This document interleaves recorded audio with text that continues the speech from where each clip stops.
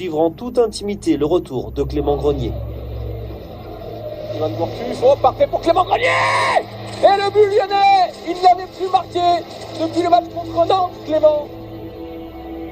L'histoire avait pourtant bien débuté. Ce 22 décembre 2013, Clément ouvre le score à Lorient. Mais de ce déplacement en Bretagne, le milieu de terrain lyonnais amènera également une douleur aux adducteurs. Une petite gêne qui va finalement l'handicaper des mois durant.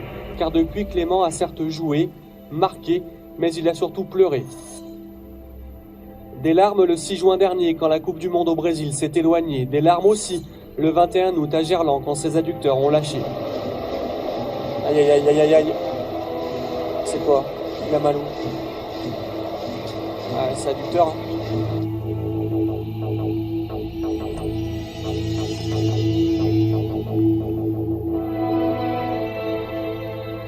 Ça a été quand même un soulagement parce que je savais pas comment me soigner, j'y arrivais pas, on a tout essayé, on avait tout fait, on était passé par plein de phases de renforcement, de soins, etc.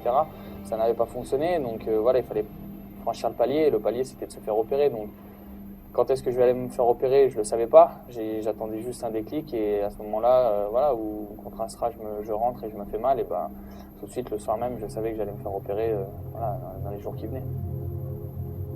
L'opération était donc devenue incontournable. Le 26 août dernier, Clément subit une intervention à l'hôpital Jean Mermoz. Tout se passe bien, mais cela nécessite 4 semaines d'arrêt complet. Le retour sur les terrains ne se fait donc que fin septembre. Clément débute alors son protocole de réathlétisation à Tola-Vologe. Au programme, dans un premier temps, des soins, beaucoup de soins, puis un peu de vélo, puis le 1er octobre, quelques tours de terrain, un petit footing d'1 quart d'heure qui est tout de même une première étape importante. Ouais, c'est sûr. Après, il faut aller étape par étape, mais après le vélo, la course, c'est toujours important. Après, il faut y aller doucement parce qu'il y a toujours des douleurs. On est assez proche de l'opération, donc voilà. Il faut pas brûler les étapes, même si ça va bien chaque jour, mais voilà, faut être prudent. C'est pour ça qu'aussi que je vais pouvoir partir 15 jours à Saint-Raphaël. Je verrai pas les terrains et les ballons, ça me manque et tout le staff le sait, donc pour pas faire n'importe quoi et pas brûler les étapes, je pense que c'est bien de passer par une étape à Saint-Raphaël.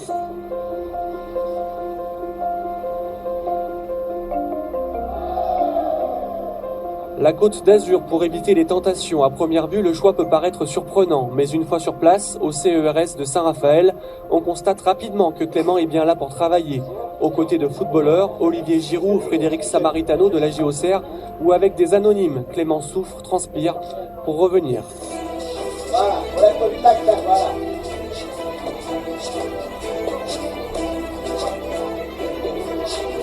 Allez, les faire, tu le vas. Allez, fort.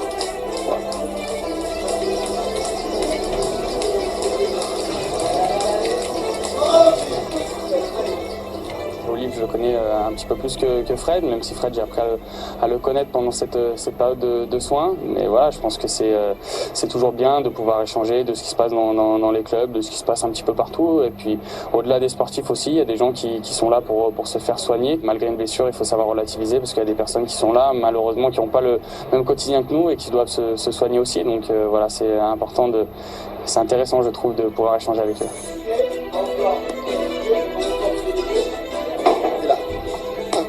Tu déplaces. Ne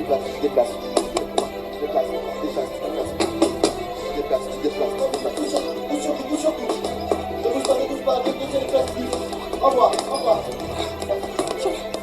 5, 4, 3, 2, 1, ça tourne.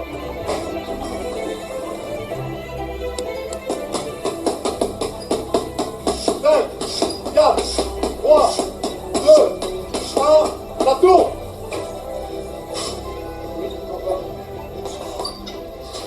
J'ai fait un petit peu de boxe. Moi, je ne serai jamais boxeur de ma vie, ça c'est une certitude. J'aime bien voir comment les autres sportifs se préparent aussi. Et puis là, c'est vraiment quelque chose de différent par rapport à nous. Déjà, c'est un sport individuel, donc c'est tout dans la tête, j'ai envie de dire, encore plus que nous. Et puis voilà, c'est très physique, très dur. Et vu comment ils se préparent, c'est vrai que c'est très intense. Ça fait des fois même peur, j'ai envie de dire.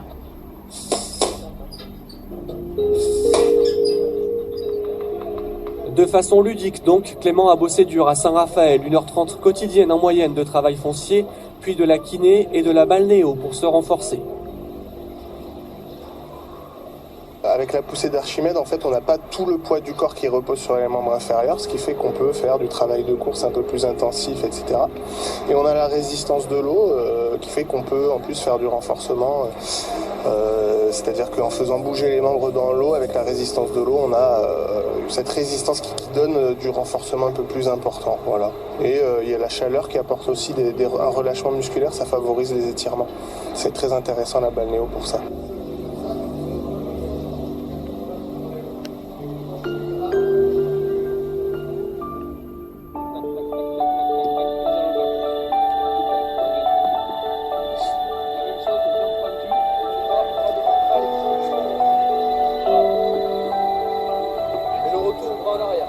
Après 2 semaines de travail, Clément quitte Saint-Raphaël le 24 octobre. Pour son retour à Tola-Vologe, la transition n'est pas trop brutale.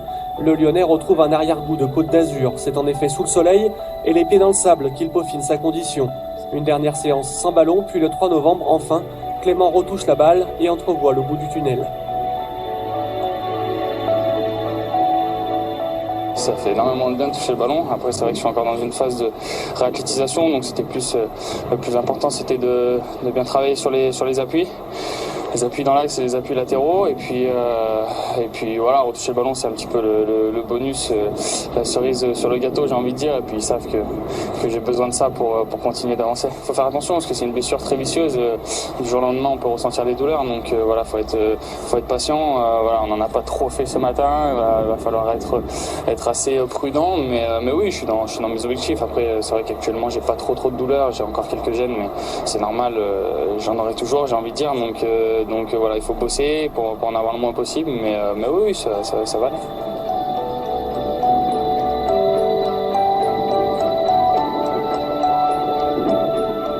Pour l'instant ça va, il faut continuer, une réathlétisation c'est un gros travail sur le terrain mais surtout en dehors avec l'alimentation, les soins et la récupération.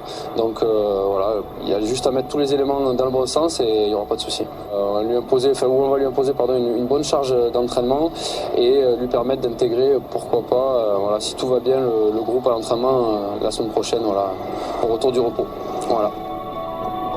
Si Clément, lui, ne l'avoue pas officiellement, peut-être par superstition, son retour avec le groupe est donc imminent.